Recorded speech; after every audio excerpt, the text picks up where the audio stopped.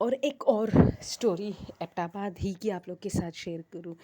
یہ میری جو ممانی ہے یہ اکثر مطلب یہ لوگ رینٹ کے گھروں میں رہتے ہیں تو ان کا واسطہ زیادہ پڑتا ہے اسی چیزوں سے. اور یہ کہتی بھی ہے کہ اگر میں کسی گھر میں جاؤں نا تو مجھے فیل ہوتا ہے کہ وہ گھر ٹھیک ہے یا نہیں.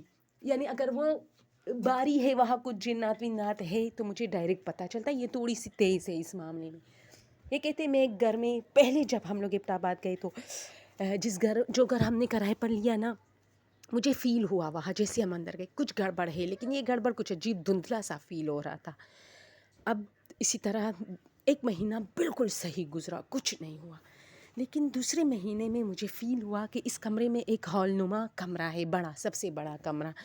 اس میں میری بیٹیاں ہی سوتی تھی کیونکہ ان کی 7 بیٹیاں ہیں تو ان کی فوم ووم میٹرس وغیرہ پہ سارے سوتے تھے کارپیٹ پہ نیچے زمین پہ. تو وہ کہتی ہے کہ مجھے جب یہ لوگ اسکول جاتے تھے تو مجھے ایسی آوازیں آتی تھی, ہائے ہائے کیا ہوگا.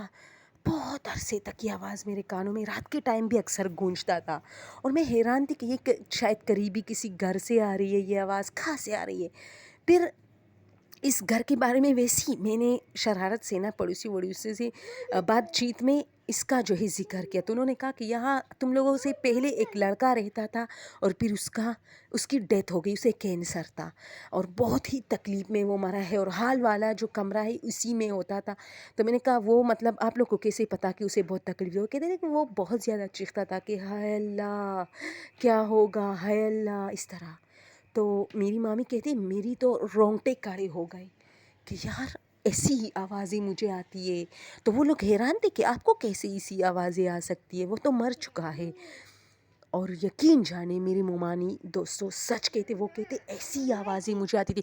پہلے تو میں دیکھنا چاہتی تھی کہ شاید ان قریبی پڑوسیوں میں سے کوئی ہے جو بیمار ہے اور اسی طرح کی رات کے ٹائم ایسا کچھ درد بھری آوازیں وہ لگاتا ہے. لیکن جب اس عورت نے مجھے بتایا کہ یہاں ایک لڑکے کی ڈیتھ ہو گئی ہے اور وہ بہت تکلیف میں تھا اور اس کی ایسی آوازیں آتی تھی کہ ہائے اللہ ہائے اللہ, وہی مجھے سیم وہی آوازیں مجھے تقریباً 2 سال تک سنائی دی. اور میرے بچے بھی کہتے تھے کہ مما رات کے ٹائم ہم اس کمرے میں بہت ڈرتے ہیں. تو میں نے کہا کیوں؟ تو کہتے مما ایسا لگتا ہے جیسے کوئی بندہ کھڑکی میں بیٹھا ہو.